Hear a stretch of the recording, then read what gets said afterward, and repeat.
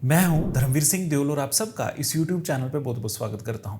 दोस्तों, आज के इस वीडियो में हम बात करेंगे ऑस्ट्रेलिया टूरिस्ट वीज़ा के बारे में। जो ये वीज़ा है ये एक रिफ्यूज़ल के बाद में आया है। सबसे बड़ी बात है कि जो रीज़न था, जो इनकी पुरानी जो रिफ्यूज़ल का रीज़न था, उसमें ये कहा गया था कि आपके अकाउंट में बहुत ज़्यादा पैसा है, जिसकी वजह से हमें नहीं लगता कि आपका जो इंटेंशन है वो जेन्युइन है। अब ये बात थोड़ी-सी समझ से परे है कि अगर आपके अकाउंट में कम बैलेंस है तब तो ऑस्ट्रेलिया वीज़ा रिफ्यूज़ करता ही है, और इन केस अगर आपके अकाउंट में ज़्यादा बैलेंस है, उसकी वजह से भी आपका वीज़ा रिफ्यूज़ होता है। और ऐसा नहीं है कि इनके पास उसका कोई प्रूफ़ नहीं था, इनके पास आईटीआर, जीएसटी सब कुछ था। तो आज की वीडियो में हम इन्हीं के बारे में बात करेंगे। तो आज की इस वीडियो में हम सबसे पहले तो वीज़ा के बारे में बात करेंगे, उसके बाद में हम रिफ्यूज़ल लेटर के बारे में बात करेंगे, फिर हम बात करेंगे कि कैसे हमने इस प्रोसेस को कंटिन्यू किया, उसके बाद हम बात करेंगे कि कौन-कौन से डॉक्यूमेंट हमने साथ में लगाए, और फिर हम बात करेंगे ऑस्ट्रेलिया के ट्रेंड के बारे में। और वीडियो के लास्ट में मैं आपको कुछ टिप्स भी दूंगा जिन्हें फॉलो करके आप अपना ऑस्ट्रेलिया का वीज़ा हासिल कर सकते हैं। सबसे पहले दोस्तों हम बात कर लेते हैं वीज़ा की। जो ये वीज़ा हमें अप्रूव हुआ था, ये 17 फरवरी 2025 को अप्रूव हुआ था। अगर हम वैलिडिटी की बात करें तो 3 साल की वैलिडिटी के साथ है, और 2028 तक इनकी जो वैलिडिटी है, और ये 3 महीने का स्टे वहाँ पे कर सकते हैं। अब दोस्तों हम बात कर लेते हैं इनकी पुरानी रिफ्यूज़ल की। अगर इनकी पुरानी रिफ्यूज़ल की बात करें तो 4 मार्च 2024 को इनकी फाइल रिफ्यूज़ हुई थी। अगर रिफ्यूज़ल लेटर को ध्यान से पढ़े तो यहाँ पे इन्होंने कहा था कि जो एप्लीकेंट है वो प्रोपराइटर हैं होटल क्वीन में, क्योंकि इनका होटल का बिजनेस है। होटल के अलावा इनके और भी बिजनेस हैं। इन्होंने कहा कि जो भी इन्होंने डॉक्यूमेंट्स दिए हैं जिससे इनकी जो एम्प्लॉयमेंट है वो क्लेम करते हैं, यानी कि एम्प्लॉयमेंट के जो भी डॉक्यूमेंट्स हैं वो इन्होंने सबमिट किए हैं, और साथ में इन्होंने अपनी पर्सनल बैंक स्टेटमेंट भी यहाँ पे सबमिट की है। और जो पर्सनल बैंक स्टेटमेंट है वहाँ पे काफ़ी डिसेंट बैलेंस है, और डिसेंट बैलेंस की वजह से इन्हें ये लगता है कि जो ये फंड है ये वहाँ पे ट्रांसफ़र कर सकते हैं, यानी कि ऑस्ट्रेलिया में जाके ट्रांसफ़र कर सकते हैं। और ऐसा बिल्कुल इनकी इंटेंशन नहीं थी, क्योंकि इनका यहाँ पे काफ़ी अच्छा बिजनेस है, काफ़ी रिप्यूटेड बिजनेस है। तो अब हमारे पास जब ये केस आया तो हमारे लिए भी एक चैलेंज था कि हम कैसे इसे कंटिन्यू करेंगे, है ना, किस तरीके से हम प्रेजेंट करें, क्योंकि इनके पास सब कुछ था। और सबसे बड़ी बात है कि जब इन्होंने फाइल लगाई थी तब थोड़ा बैलेंस कम था, और अब हमने जब इनकी फाइल लगाई तो ऑलमोस्ट 3 टाइम इनका बैलेंस था। तब हमने इनके केस को स्टडी किया, इनके डॉक्यूमेंट्स को स्टडी किया, और फाइनली उन्हें ये वीज़ा मिला है। अब दोस्तों हम बात कर लेते हैं इनकी प्रोफाइल के बारे में। अगर हम दोस्तों प्रोफाइल के बारे में बात करें तो जो इनका बर्थ है वो 26 फरवरी 1988 में हुआ था। अगर एज कैलकुलेशन की बात करें तो 37 ईयर इनकी एज बनती है। दार्जिलिंग से हैं, और इनके पास मल्टीपल बिजनेस हैं। ये होटल बिजनेस भी है इनका, मेडिकल स्टोर भी है, और भी कई तरह के इनके बिजनेस हैं। अगर इनकी पर्सनल लाइफ के बारे में बात की जाए तो जुलाई 2024 में इनकी शादी हुई थी, और अभी तक इनका कोई भी बच्चा नहीं है। अगर हम टाइस को लेके बात करें तो काफ़ी कम टाइस हैं। अगर यहाँ पे टाइस सिर्फ और सिर्फ हैं वो, अगर सिर्फ टाइस के बारे में बात करें तो वो सिर्फ इनके पास बिजनेस टाइस हैं।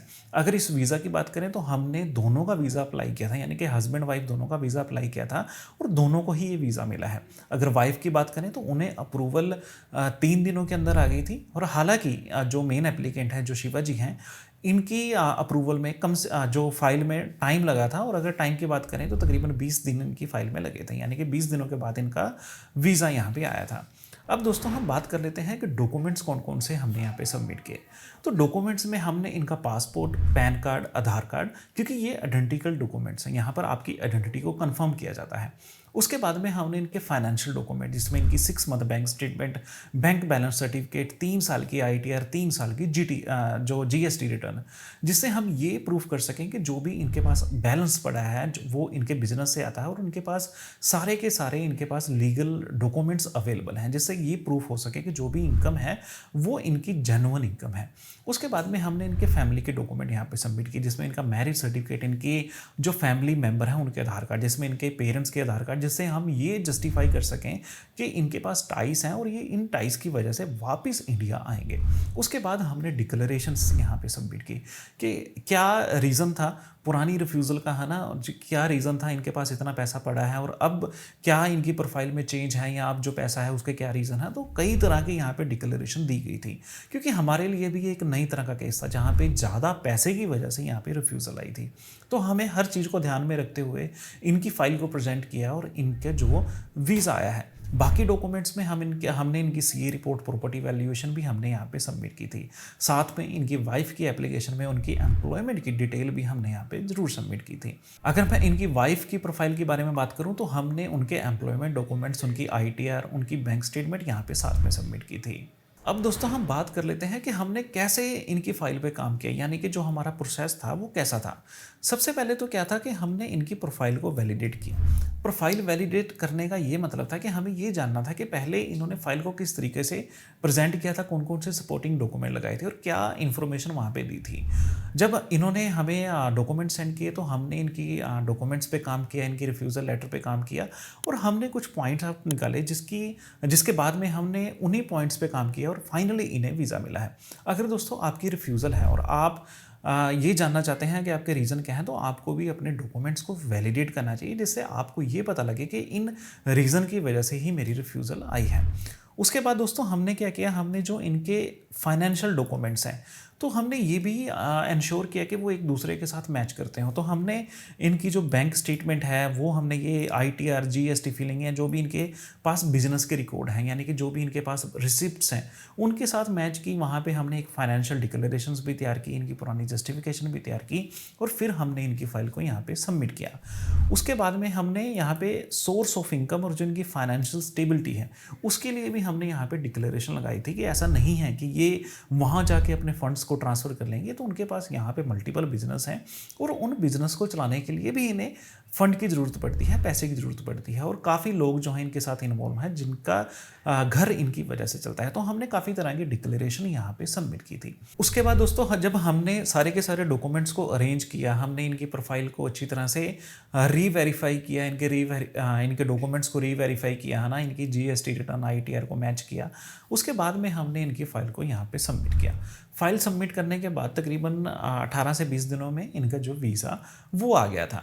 अब दोस्तों हम बात कर लेते हैं कि ऑस्ट्रेलिया का ट्रेंड कैसा है, यानी कि अगर आप वीज़ा अप्लाई करने वाले हैं तो क्या आपको अप्लाई करना चाहिए या नहीं करना चाहिए।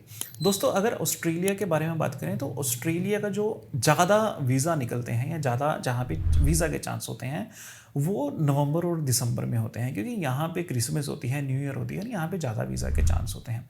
उसके बाद में अगर हम बात करें तो जून और जुलाई यहाँ के, क्योंकि यहाँ पे भी मौसम चेंज होता है तो वहाँ पे भी कुछ वीज़ा है उसमें जो बढ़ोतरी देखने को मिलती है, यानी कि इस टाइम में जो वीज़ा अप्रूवल रेट है वो ज़्यादा होता है। उसके अलावा जो ऑस्ट्रेलिया का ट्रेंड है वो ऑलमोस्ट सेम रहता है। अगर आपके पास अच्छे डॉक्यूमेंट हैं, अगर आपके पास जाने का पर्पस ठीक है, अगर आपके पास फाइनेंशियल डॉक्यूमेंट अच्छे हैं तो आपको वीज़ा कभी भी ये दे सकते हैं। ऐसा नहीं है कि आपको एक पर्टिकुलर टाइम में ही यहाँ पे आपको अप्लाई करना होता है। दूसरा, इनकेस अगर आपके पास इनविटेशन है, अगर आपका कोई रिलेटिव है ऑस्ट्रेलिया में, आपका मान लीजिए कि आपका भाई है, बहन है, आपके बच्चे वहाँ पे हैं, वहाँ पे जाना चाहते हैं, तो वहाँ पे अप्रूवल रेट काफ़ी अच्छा होता है। आपने इनविटेशन लेटर साथ में लगाना है, साथ में सपोर्टिंग डॉक्यूमेंट साथ में लगाने हैं और आप वीज़ा के लिए अप्लाई करोगे तो यहाँ पे ज़्यादा अच्छे चांस होंगे आपके वीज़ा आने के लिए। अब दोस्तों हम बात कर लेते हैं कुछ टिप्स एंड ट्रिक्स की। अगर दोस्तों आप ऑस्ट्रेलिया का वीज़ा अप्लाई करने वाले हैं और आप ये चाहते हैं कि आपका वीज़ा भी आए और आपका जो रिज़ल्ट है वो 100% अप्रूव हो, तो आपको इन टिप्स को फॉलो ज़रूर करना चाहिए। सबसे पहले है कि आप हमेशा अपनी फ़ाइल को कंप्लीट सबमिट करें। ऐसा ना हो कि आप जब अपनी फ़ाइल को सबमिट कर रहे हैं तो वहाँ पे जो इन्फॉर्मेशन है वो आपने आधी अधूरी दी है, डॉक्यूमेंट्स अटैच नहीं किए, जो डॉक्यूमेंट्स चाहिए वो तो अटैच आपने करना भूल गए, या आपको ये नहीं पता था कि कहाँ पे करने हैं, या आपको ये नहीं लगा कि ये इतने ज़्यादा इंपॉर्टेंट है तो मैं क्यों अटैच करूँ, है ना दोस्तों। जो आपके पास इन्फॉर्मेशन है, डिटेल है, डॉक्यूमेंट है, वो आपको अटैच करने चाहिए। उसके बाद में दोस्तों आपके पास आईटीआर होनी चाहिए।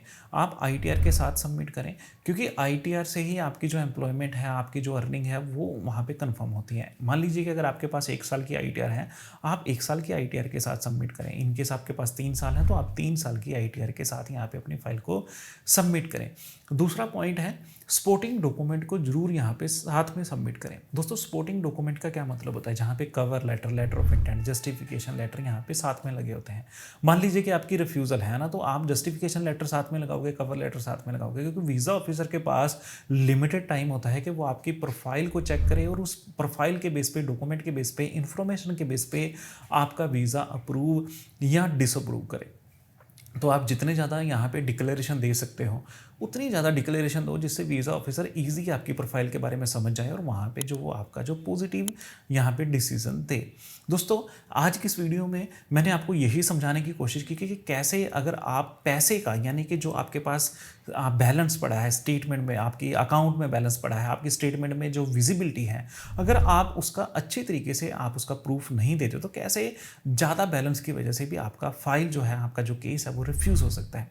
दोस्तों, इस वीडियो में मैंने हर एक टॉपिक के ऊपर मैं बात की, आपको टिप्स भी समझाए, आपको ये भी समझाया कि आप किस तरीके से अप्लाई करना है, आपका पर्पस ऑफ विजिट क्या होना चाहिए। इनकेस अभी भी आपका कोई क्वेश्चन है तो आप मुझसे पूछ सकते हैं, और इनकेस आप हमारे थ्रू ऑस्ट्रेलिया का वीज़ा अप्लाई करना चाहते हैं तो स्क्रीन पे नंबर विजिबल है, आप हमसे बात कर सकते हैं। तो चलिए दोस्तों, आज की इस वीडियो में इतना ही, मिलते हैं अगली वीडियो में।